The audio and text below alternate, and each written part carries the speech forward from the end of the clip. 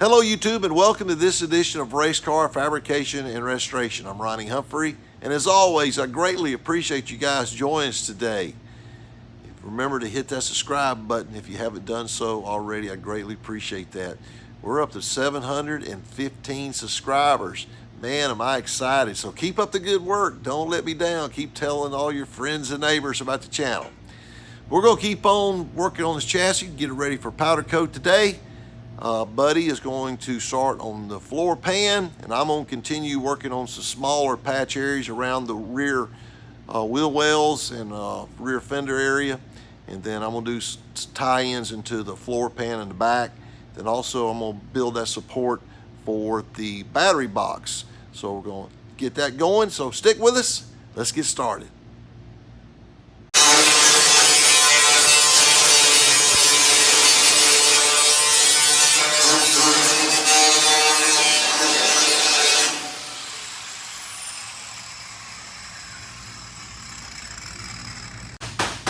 Okay, I fabricated this little piece here, a little support for the battery box. The battery box sticks out a little past here, and the battery is so heavy, I didn't want it to tear the spot wells loose on the bottom. So I took some roll cage gussets and made these little plate here, and that'll give us a whole lot more support now whenever we put the battery box. I'll put the battery in there with the battery box in position. I'm starting on these strips here. I'm going to lay these out and fill in this gap here. Then I'm going to get a little wider down the bottom, but these first two pieces up to there. Buddy has started on the rough task of trying to get this floor pan in, so that's our goal today, is try to get a good ways on that. So we're going to keep on trucking here. Okay, what I did was just put a 1-inch mark here on both sides of the frame. This is basically a 1 7/8, about 1 3/4, 1 7/8 piece of strap, 22 gauge. So I'm gonna go ahead and now that I've got it marked and cut it, then we'll come back and we'll match this other piece on the back side and come down here. So I'm gonna go ahead and cut this on the shears back there, stomp shear, then we will come back and I'll probably go ahead and tack this piece in here first. I'm gonna do that, and then that way I'll make sure this other piece fits well.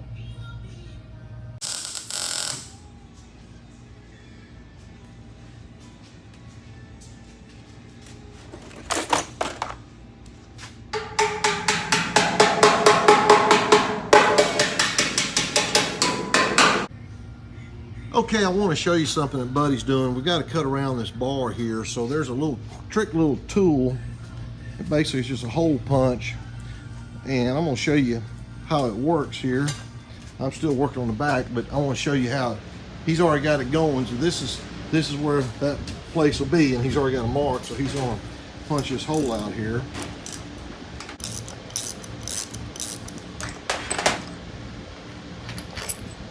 And there you go. Pieces in there, and that's the piece we just pop it out and it's done. So anyway, real handy. There you go. There you go. Perfect.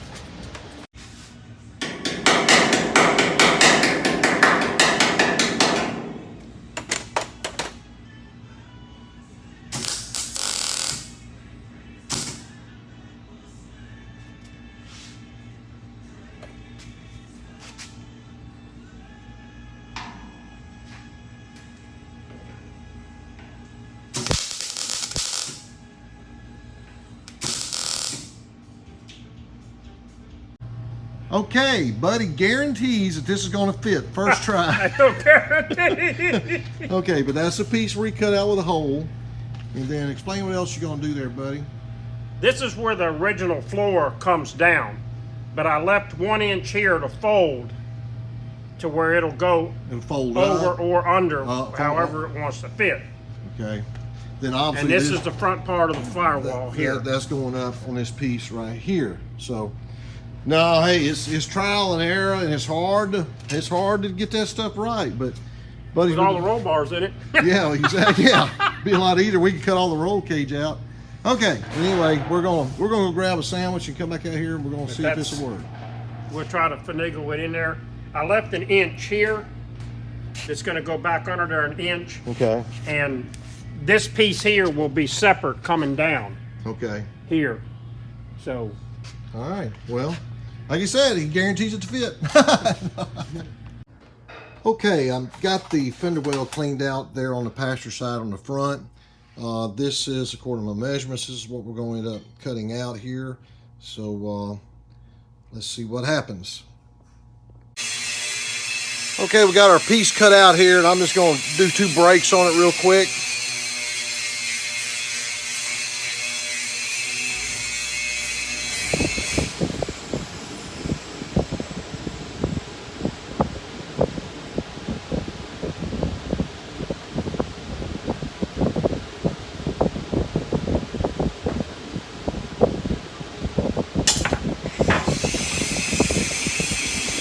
All right, got that side. Now we got to bend the reverse 90 back on this way. And we'll go to the big brake to do that.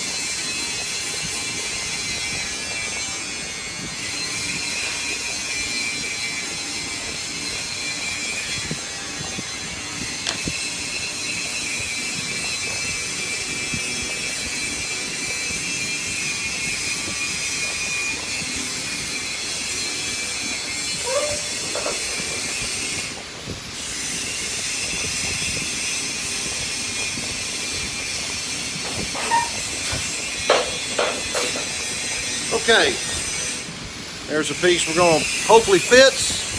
So we'll go in here and see what we got.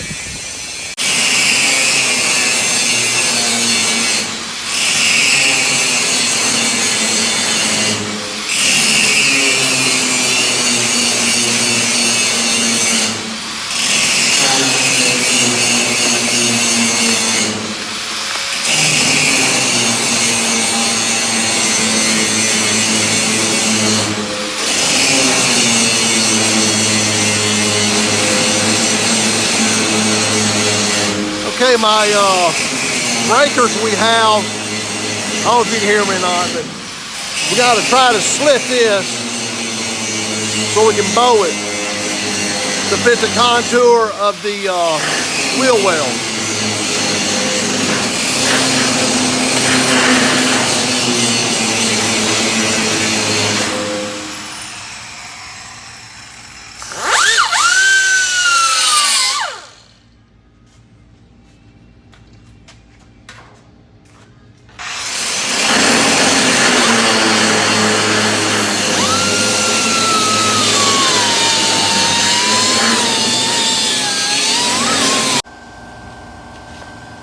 Our shrinker and our stretcher set we have, they only go 3/4 inch deep. So plus this metal here, this is like probably like this is probably 18 to 20 gauge, and this is too thick for it. So what we do, we just cut these slits in here, then we'll bow it so it'll fit the contour of the wheel well. So I'm gonna put these in the vise and bend these, and then hopefully it'll be close to fitting. If not, we can always add more slits in here. All right, we got our piece bent here, and you can see the curvature there in it now. I made a mark where it's gonna end up here, but I need to take this little bitty rib out right here. So that's the first thing we're gonna start off, try to get it ground out. Then this will fit flush better, then we'll get it tacked.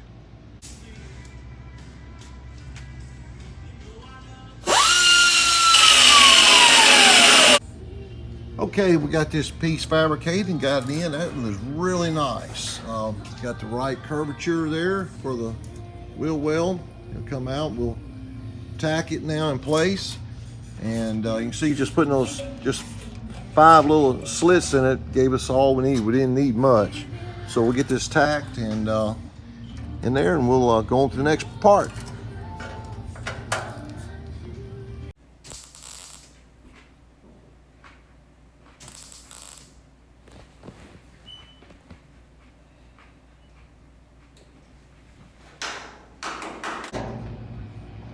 Okay, that's what the piece looks like welded in. As Buddy just said, my dot to dot's getting a little bit better.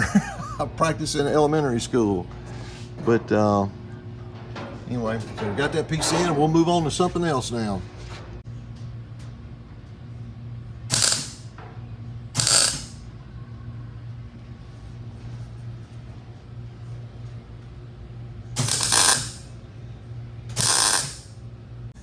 Okay, just so y'all know, this is why you leave some work up to the professionals. That's the professional right there. But he's already got the 1/2 piece tacked in, and we'll come down now and we'll put this filler piece back in the back. But I tell you, that's gonna look really good. You get it painted, you'll never. Matter of fact, it's gonna look better than it did that old curvy floor pan from factory. So there you go. Buddy is showing his magic here. But very, very good job. And of course, we'll put a little filler piece on the back side of that bar over there, so don't worry about that. Don't send me bad comments. But looks real good so far, so we'll let you see here in just a little bit. Well, that wraps up another episode. I appreciate you guys coming along with us today. We've got just a couple of hours still left on this passenger side. Then we're going to jump over on the driver's side, and that's going to be pretty easy. That's just square cuts over there, so that won't be too bad.